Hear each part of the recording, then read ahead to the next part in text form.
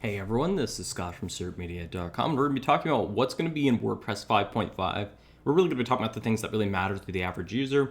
I'm going to go through the beta release notes. Keep in mind that these are basically we're going to land in 5.5. 5.5 is not officially out yet, but the features are basically defined as is. They're not going to change much between now and then. And I want to talk about it because there are big changes to the block editor, and there are some performance improvements that I'm going to talk about because there's going to be some confusion when this launches. So let's jump in and begin. We'll start by going over the release notes.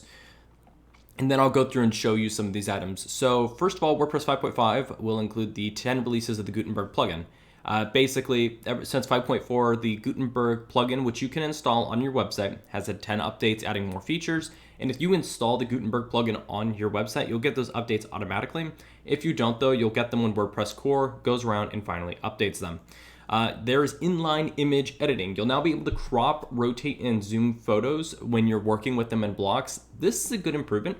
I do see times when users upload images to their website and they've taken them on their phone and the orientation is wrong. So this is actually able to be fixed now.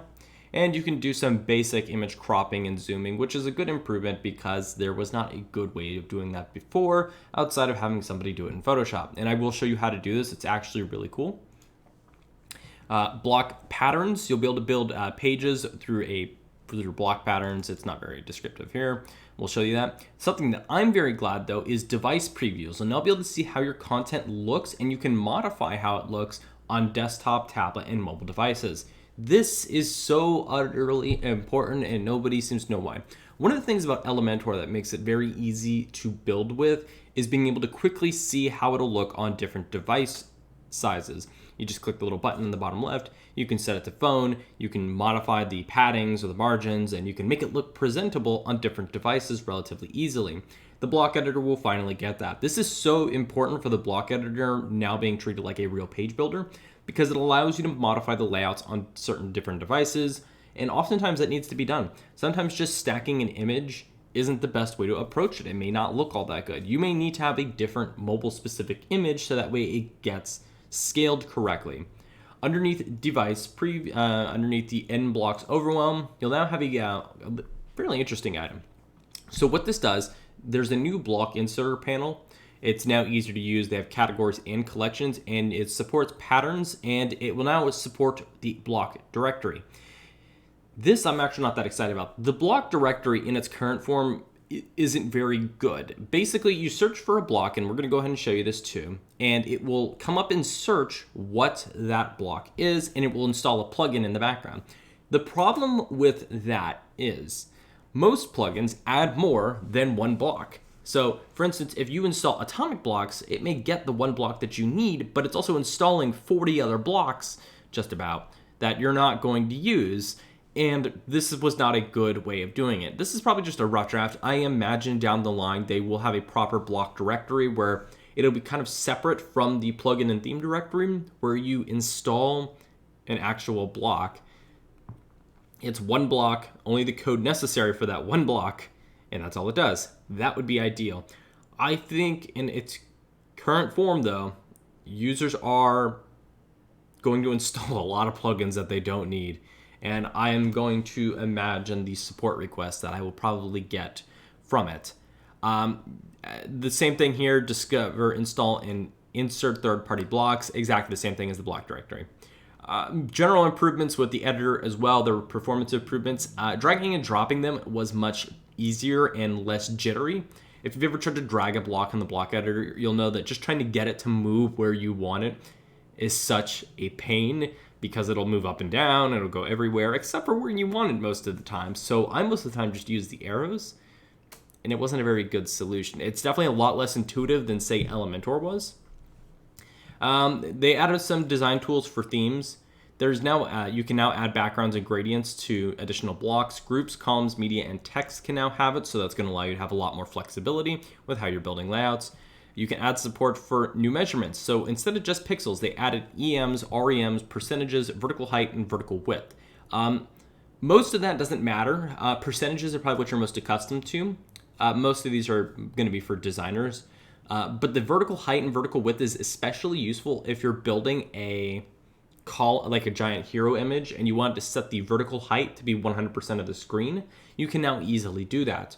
You can also adjust the line heights while typing, turning, writing, and typesetting into the seamless active. Very good improvements. WordPress core will now also include XML sitemaps. These are very basic sitemaps. And when I mean basic, you're going to see what I mean. Most SEO plugins are going to disable this. In fact, Yoast SEO in 14.5, which was released, I think, yesterday, will automatically disable this, so you don't have to worry about it. You'll still want to use the ones in your SEO plugin, but this is a good fallback for those who just installed WordPress and there's no XML sitemaps. Most third parties now, Squarespace, Drupal, Joomla, I think even Wix at this point include XML sitemaps. So this was just a good basic functionality that made its way into core because it was something that a lot of users install something like Google XML Sitemaps for, which is a plugin that quite frankly you don't need if you have an SEO plugin, but I see so many people install it because they look and they're like, oh, I need an XML sitemap plugin for XML sitemaps. And it causes issues. This will just help eliminate the need for plugins like that. Auto updates for plugins and themes. This is not a good feature. And it ultimately comes down to, because I imagine somebody will enable auto updates and things will break.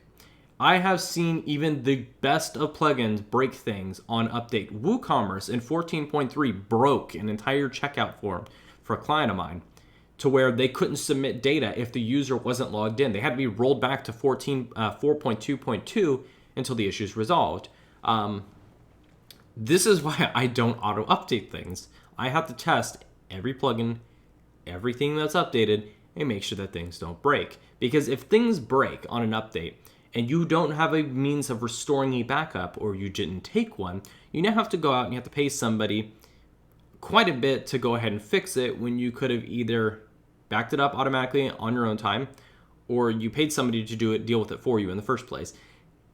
I see this kind of thing all the time. In fact, I had a client just last night. It was pretty late in the night too. And he had his theme, core, and all of his plugins were out of date, and his PHP version was out of date, so he had a flag in his console. And he paid me for about 2 hours worth of work. But if he had just paid for me for what I cost for my maintenance plan, he would have gotten a whole year's worth of updates. And it's just, you have to be careful about what you do. If you need to have somebody who's paying attention to updates, because things do break, and you need to have a good way of restoring them, and you need to have somebody who can debug them in case things happen. I am not a fan of auto updates. I remember things breaking all the time.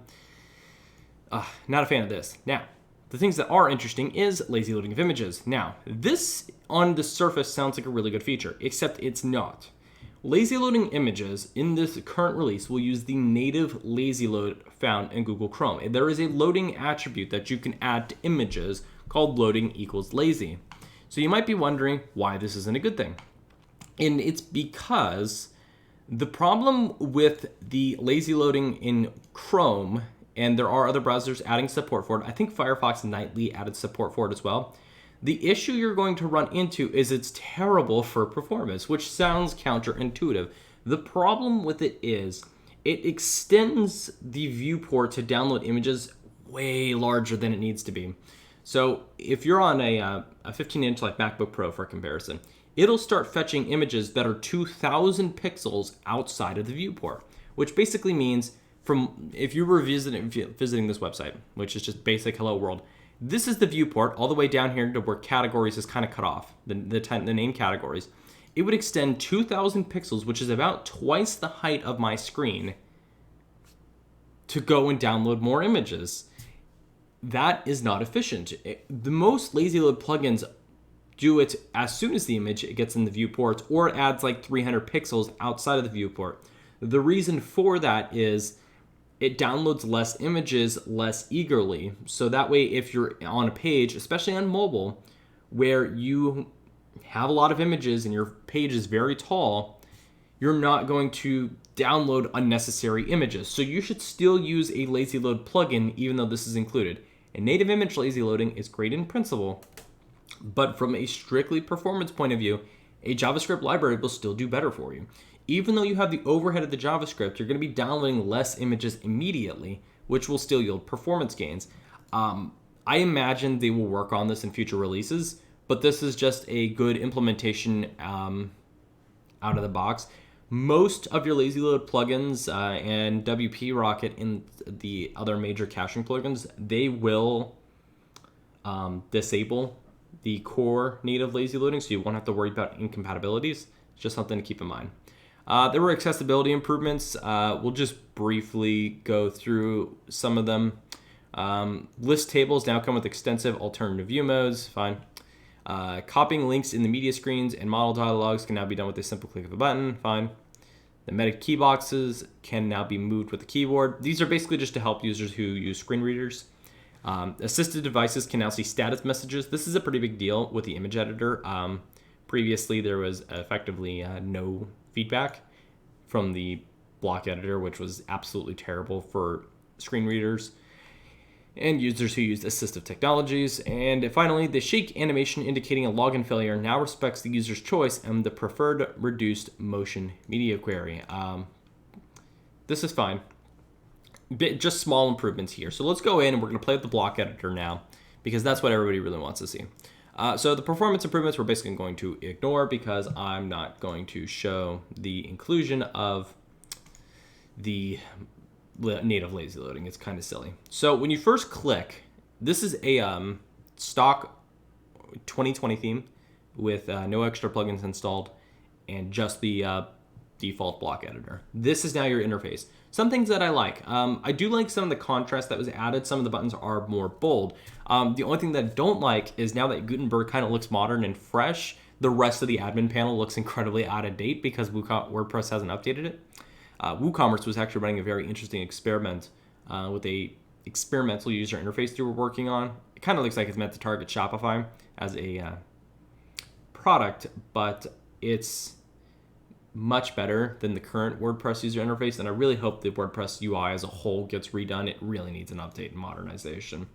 But what's great is you now have a ton of more options, which isn't something that some people think is needed, but it's honestly needed, because if Gutenberg is going to become a page builder, which it basically is now, they have to add more options and flexibility that can be done without adding code, and they have to strike a balance between being simple enough for the average user to understand and it being feature rich that a developer can modify the content. So you're over here and you have your paragraph block. You can set the size. These are preset. You can set a custom size that'll be in pixels. So if you set this to 99, and you can also set the line height, which is just the spacing between the words. So if you set it to 99, now it's way high, but obviously, you can modify the text color, and as was mentioned in the release notes, you can now set a background color. This is great because it allows you to now use really allows you just to use paragraphs in different ways. If you want to stick them inside of a cover and to extend them in the width of it, you can do that. You can almost make a on Facebook when you generate a text and it has a nice background and image, you can kind of do that now by the usage of background colors, which is a nice addition. I'm glad to see that they're adding more to even the simpler blocks like the paragraph block. One thing that you can't do yet, which is kind of disappointing, is there is an extension here. So we're going to talk about some of these too. You have your paragraph here. You can set the alignment. You can bold it. You can italicize it. You can link.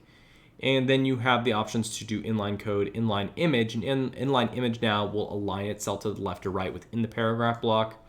Strike throughs, text color, you can modify everything basically here, and you can edit the HTML.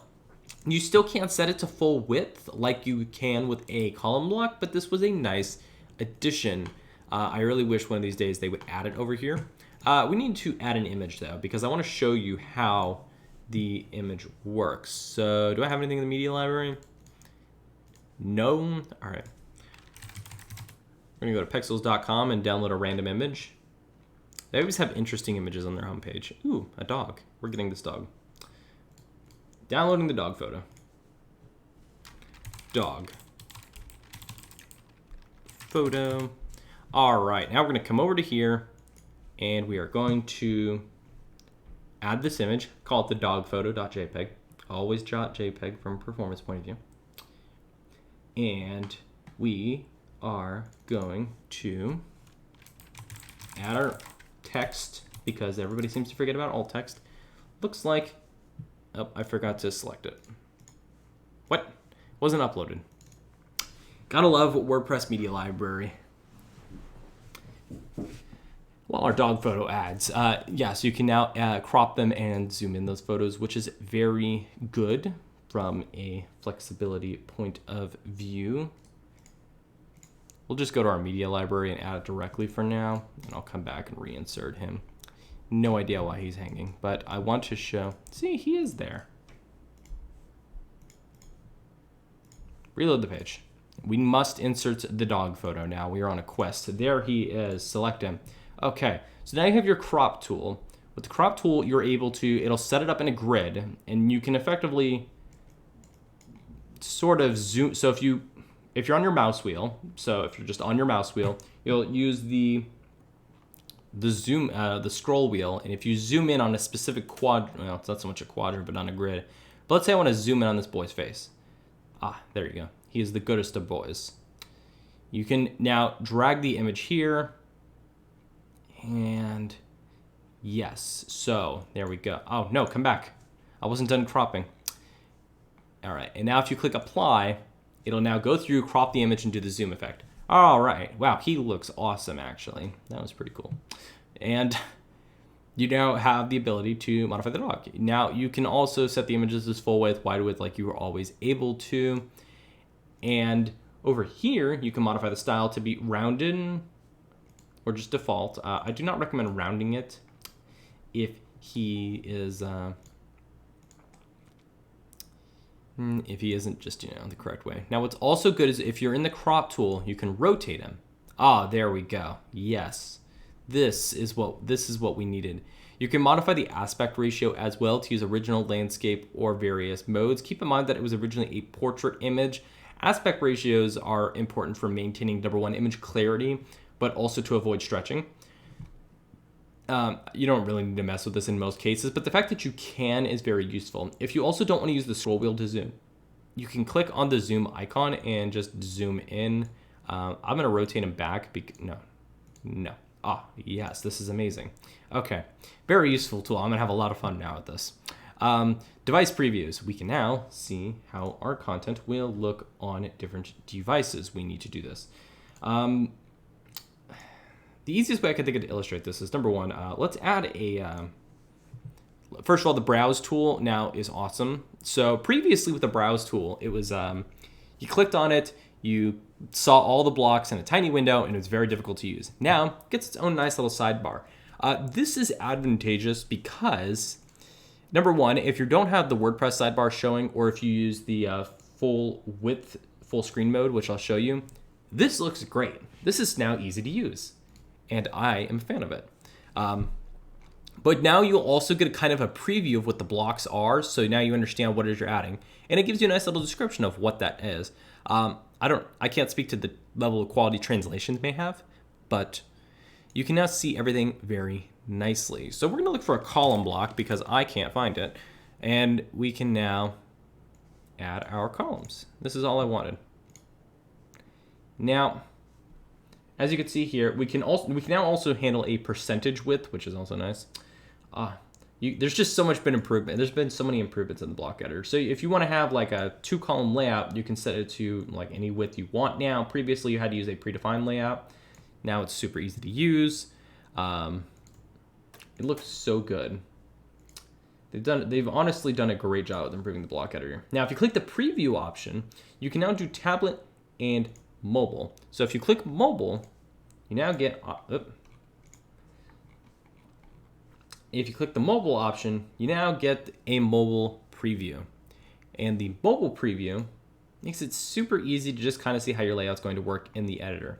Now, the downside of this implementation over Elementor's is, because this is still in the back end, this is obviously not a one-to-one comparison. It's not going to be useful for building out pages, but the ability to at least see how this impacts the front end and you get the idea of how it's going to look, it's very useful.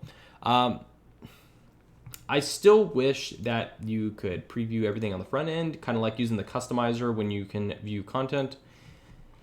But we can live with this for now.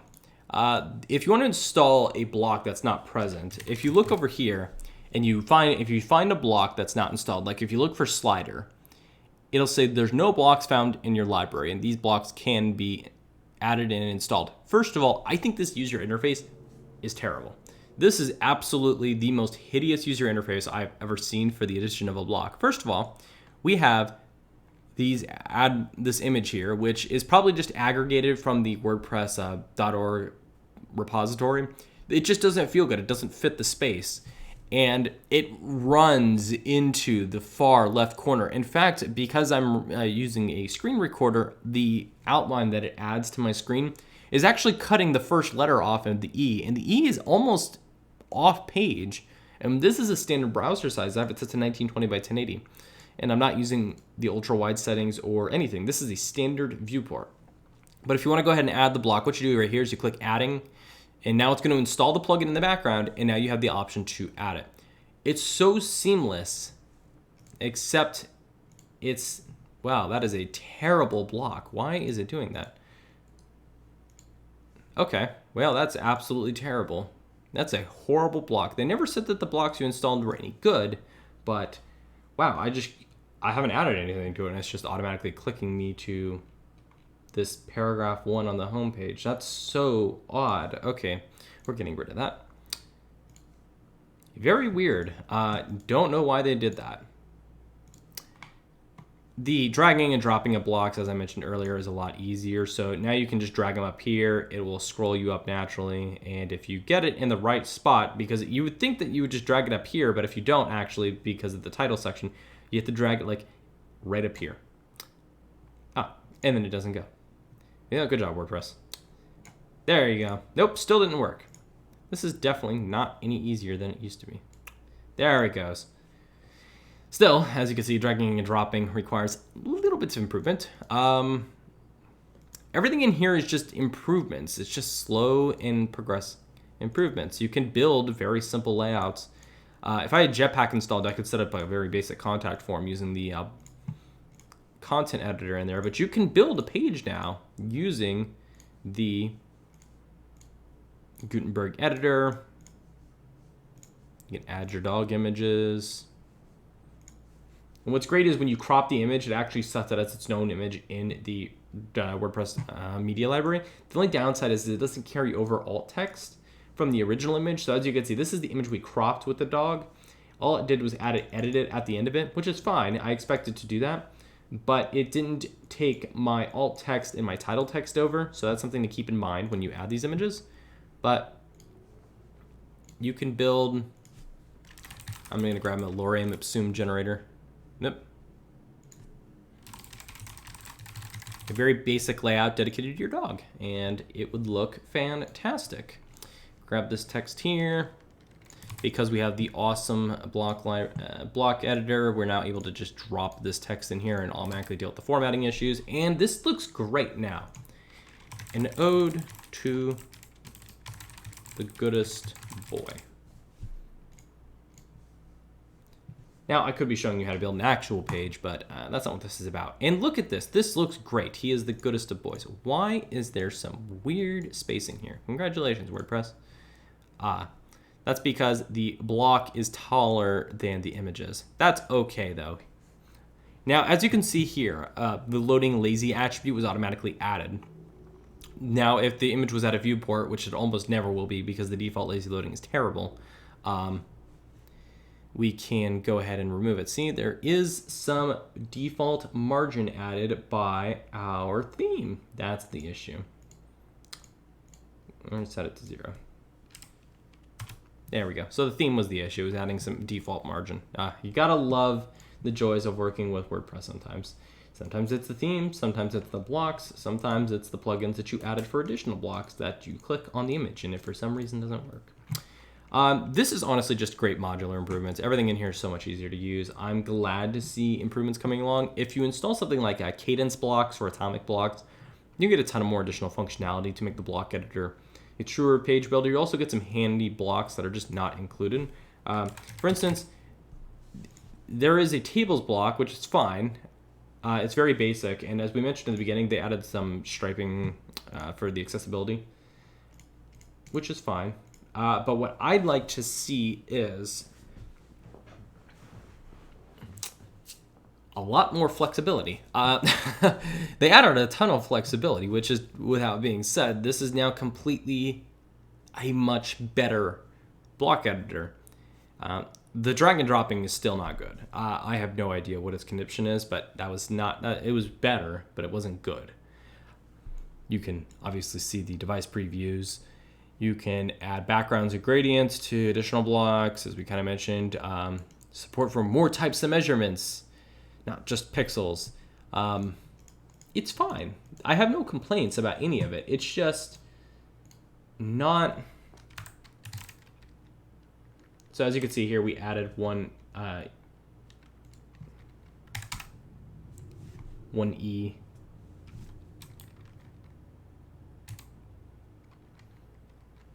It's kind of laggy between the between the insertion of text, but you know, that's what happens. So, oh yeah, there's the 1E that we had. There you go. It's fine. It's done its job. What I'd like to see in the future. Additional options for, first of all, I think a table of contents block is now kind of overdue. It's something that I see a lot of basically just affiliate blogging websites add. A table of contents block would be great. We have the bones of a table of contents block already here in the block navigation screen where to list out your content. And if you have headers in your text, it'll also give you a kind of layout for it. But it's not done yet. There's still so much improvement that needs to happen. Number one, I'd still like to see front end building, but that's probably not going to happen for a very long time. You can click preview in a new tab, which kind of does what you want, but here's the issue. When you preview it in a new tab and you click like mobile, you're only getting the view as it is on the front end. You're not seeing it in the different views. This image, for instance, as you can see, my theme added a default margin to it, and I have no way of removing that from here unless I create a custom class and attach it to the image. I have no way of adding a margin or a padding to reduce that. There's just no option. There should be the ability to control margins a little bit, because even though they're a more advanced feature, there are things that people come to expect, especially because the Elementor has kind of taken over the page building market. Since it's probably the most widely used page builder at this point, it's the average user is at least accustomed enough to understand what a margin or a padding is, then in the basic sense that it adds space. But there's no option for me to add it. So for instance, there's a +4 REM at the top of that image because it's a full image for some reason. That's because the theme decided to do that. I have no way of adding a negative margin to cancel that out. I have no way of doing that. I also could preview it, but I don't have the option to set like a mobile specific image. That would be a nice addition. What's also fairly annoying is you have the image over here, you have the alt text up here and the title attribute down here. I kind of think the title and the alt attribute should be somewhat together because they're both for assistive readers, and I don't know. I feel like it should just be kind of in the same spot. And a table of contents block would be a nice addition. We touched on the columns block and we used it up here, obviously, for our 2-column layout. And it looks very good. You can change your vertical alignment too if you want to vertically align it to the top or the middle. The great thing about adding it to the middle is because this image on the left was taller, you can add the text aligned basically the true middle. So that way it'll feel like, even though this image has the padding, it'll feel a little bit more in line. Or you could vertically align it to the bottom so that way the start of this begins with this image. You can easily add captions and everything. It needs more. It needs more flexibility for a designer to make it a fully fledged page builder. But WordPress 5.5, a good addition. The great thing is there's not a lot of breaking changes in here. The only thing you might have issues with is the lazy loading attribute, and that's just because you may not like it.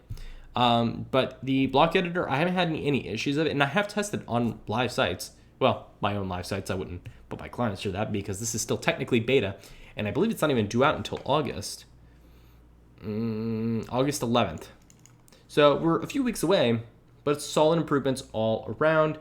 And frankly, you could probably give it a shot. If you want to get the Gutenberg improvements though, go ahead and install the plugin and you'll get all of them anyways. If you have any questions about 5.5, ask in the comments below. It's very flexible, adding a ton of options. It's just easy to use. If you have any questions though, always ask in the comments below. Make sure to like, subscribe, and I'll see you in the next one.